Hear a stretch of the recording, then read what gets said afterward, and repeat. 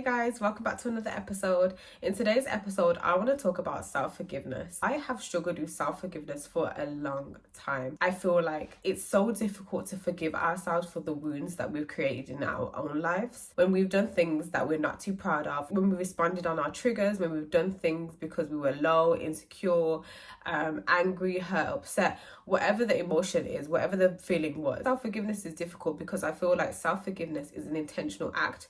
We have to be intentional about our ability to forgive ourselves. So when I was a little bit younger, I did a lot of things that didn't make sense.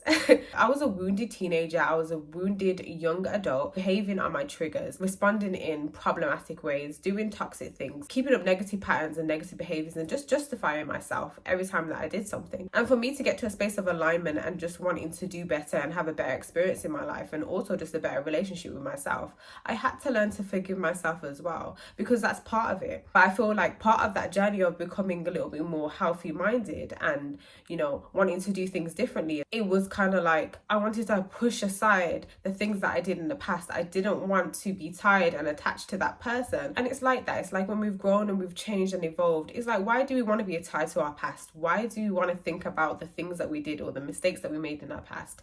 But at the same time, I do feel like part of that process of healing and growing is being able to forgive yourself for some of the things that you did in the past, for the wounds that you've created in your life, for the damage that you've caused or the hurt that you've caused within yourself or with other people as well. And it's being able to forgive yourself for that, because I remember getting to this place where I'm doing things differently now. I'm behaving in healthy ways. I've kind of moved past those things, but I'm still struggling with that self-forgiveness. I'm still struggling with the things that I did in the past. I'm like, damn, I feel embarrassed about that girl. Like, who was she? But in my mind, I was like, but I've changed. I know that I'm different now. I know I'm doing things in different ways. Like, I'm not that person, but at the same time, I still felt bad about who I used to be, by the things that I used to do. And then it was only until I started going to therapy where I'm thinking like, oh, I actually didn't forgive myself from those things. You might go forward and you might be evolved and change and do things better, but it doesn't mean that you're never going to make a mistake, that you're never going to fall short. You might actually even do some of the things that you've done in the past. We have certain behavior traits or patterns that have been developed throughout our years, throughout our childhood, throughout our teenage, and now into our adult life. So these are things that we have to unlearn. Just as much as it's important to learn new things and new ways of being, we have to unlearn the past habits that we have, the mindset that we've held onto for so long. We have to also unlearn that to learn something new, right? It's really interesting how a lack of self-forgiveness and lack of self-compassion can show up in your life. Because sometimes when you are someone who finds it difficult to forgive yourself, you might notice that it's easy for you to forgive other people. Like, you would give people the grace, the compassion when they fall short or they do things wrong.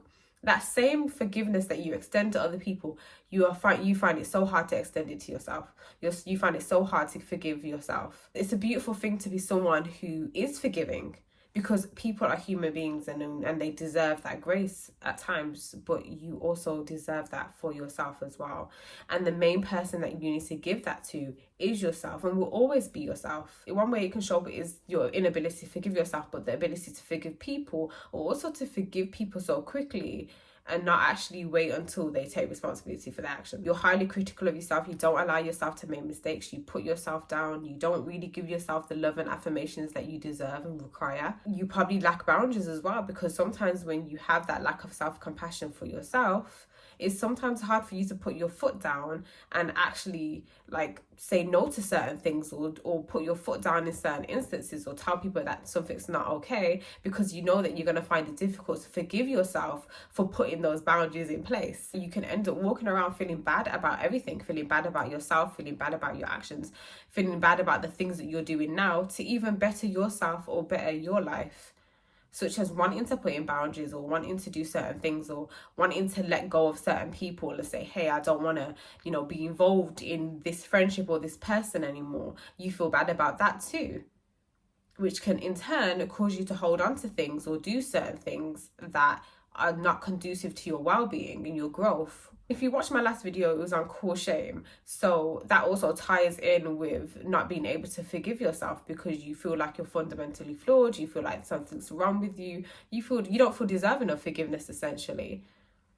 But you feel like everyone else deserves it, but just not you, right? And That's not how it goes. There's a lot of things that I did from a wounded place, literally, like when I was younger as well, entertaining certain things, getting into toxic relationships, I guess not being kind in the ways that I wanted to be, just not showing up as the best sister, not showing up as the best daughter, doing things that people probably frown upon and look and be like, oh, you did that? Like, girl. Things that just made me feel like I was unworthy. So it's like, even when I changed and grew and became like more into myself and, you know, started doing things better and being a better person, I still was like, do I even have the right?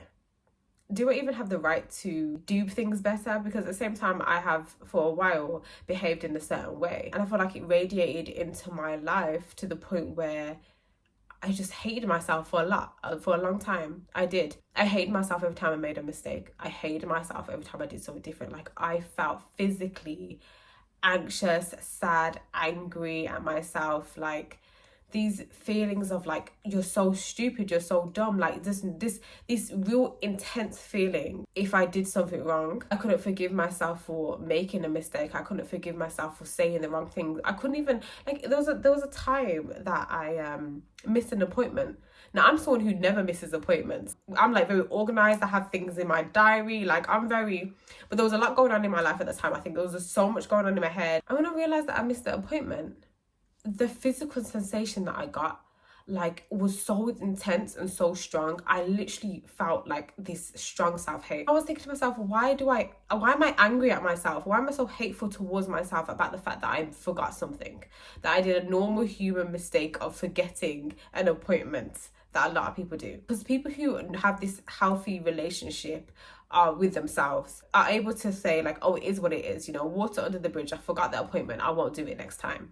But someone who like myself used to have an unhealthy relationship with myself and found it difficult to forgive myself for things, I had an intense reaction to making a simple mistake. For me, it meant something about me. Again, like walking around with this feeling of like being flawed or not being good enough or not being worthy.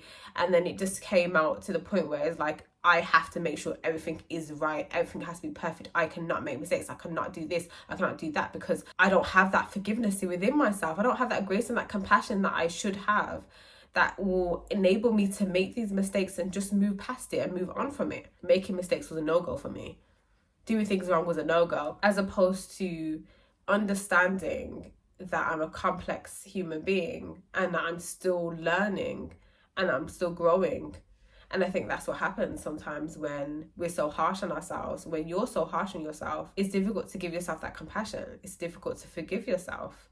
It's difficult to forgive your past transgressions or the things that you've done in the past that, you know, you might be embarrassed about or you might not be happy with. At the end of the day, we've all done things in our past that are not desirable, that may have hurt us or hurt other people. But that ultimate healthy relationship comes from the ability to accept ourselves and also forgive ourselves for the wounds that we've created in our own lives, for the problems that we created ourselves in the past. And it's being able to accept those things as part of our experience, but also as part of our journey to enlightenment and to alignment. Because these things allow us to become more aligned with who we truly are. When we're able to say, you know what, this is who I used to be. These are the things that I used to do. These are the people that I used to entertain. Whatever it is, being able to be honest and open with ourselves about those things, but also to take accountability. Sometimes healing may start from that self-forgiveness, to own it, to stand in the truth of who we are, to stand in the truth of who you are. That self-forgiveness is key to be able to stand in the truth, because then also when you stand in your truth, it's not about other people, it's about you, to feel like you're connected to yourself, to feel like you are being honest with yourself, to feel like that you know who you are and that you're navigating as a whole person who has a past, who has made mistakes, who's done something wrong, but you are honest and truthful about those things, and you will not allow it to impact your growth or your ability to change going forward. In fact, that self-forgiveness is key to change sometimes. Because sometimes what can happen is it's like, oh, you know what, let me forget about it. I don't want to think about what I did in the past. And you don't have to think about it every single day. It doesn't have to be on the forefront of your mind. But it's more so just being able to acknowledge those things and being okay with that. And to seeing that as part of your growth. Because when you connect the two, you can see how much you've grown and evolved and moved past those things, how much work you've actually done. You know, take the things that you did in the past and move forward with them and flip them on its head and change and evolve and do the things that you need to do to become a better you, to become a healthier version of who you are, to begin your healing in certain areas. And I know there's some things that we've done sometimes which are so painful, which are so embarrassing, which are so shameful, to the point where you wouldn't even want to explain certain things. There's certain things that I haven't spoken about. There's certain things that I'm not even there yet or ready to be like, oh, this is what I have experienced, this is what has happened to me. I'm not there yet. I'm not. But I do accept them as part of my experience. So it doesn't mean being able to shout to the rooftop like, hey, look what I did. It's not about having to prove that to other people. It's not about having to be open about those things. But it's about being able to forgive yourself for your experiences. It's about you being able to have that conversation with yourself, not with other people. You don't have to tell other people your business. You don't have to overshare and tell them what you used to do or how you used to be in the past. It's good to be honest with people 100%. And also on that topic of being honest, when you're able to forgive yourself, you're also able to be honest with other people about who you are. Because the truth is, those experiences that you had, those mistakes that you made, make up who you are. They brought you to this place of enlightenment. They've shaped you to a degree.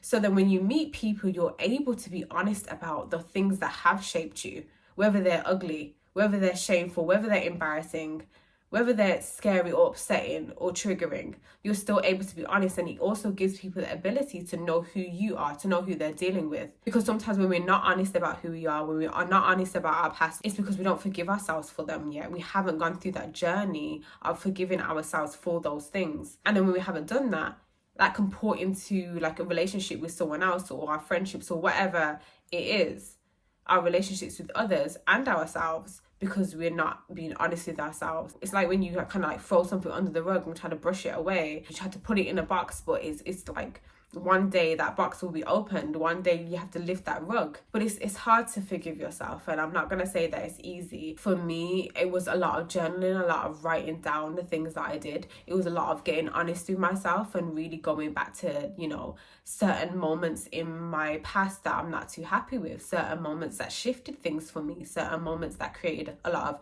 emotional wounds, a lot of insecurities, a lot of pain. And journaling was a main thing. It was like being able to write these things down, open my eyes to my past and not trying to avoid it, because it's that avoidance. When we're not being honest with ourselves, we're trying to avoid those things, and then that doesn't allow us to forgive ourselves for the things, because how can we forgive ourselves for things that we're trying to avoid? Really putting it out there to myself, of course, not like out there in terms of like telling everyone my business. It was just like writing it down, journaling, talking about these things, making it aware to me, these are the things that I've struggled with, these are the things that I'm not happy with. Then it was like, okay, what am I going to do about that?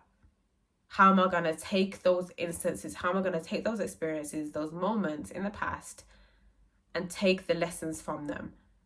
Instead of the pain and the anger and the shame and the guilt, instead of taking the negative aspects, how am I going to take that and be like, okay, this is what I'm going to do differently? So it's kind of like, this is what happened and this is what I'm going to do. This is what happened and this is now what I'm going to focus on.